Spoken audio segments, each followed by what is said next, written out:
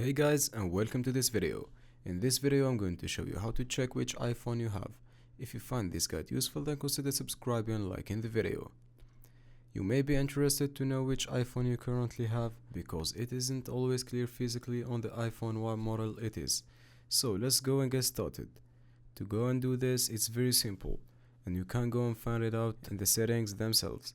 So first of all, open up the settings app of your iPhone, then scroll down until you can see General. Just click there. And finally, all you need to do right now is to go and click onto the first option named About. And as you can see on model name, that's your iPhone. And you can see other details. So that's it. That is how to check which iPhone you have.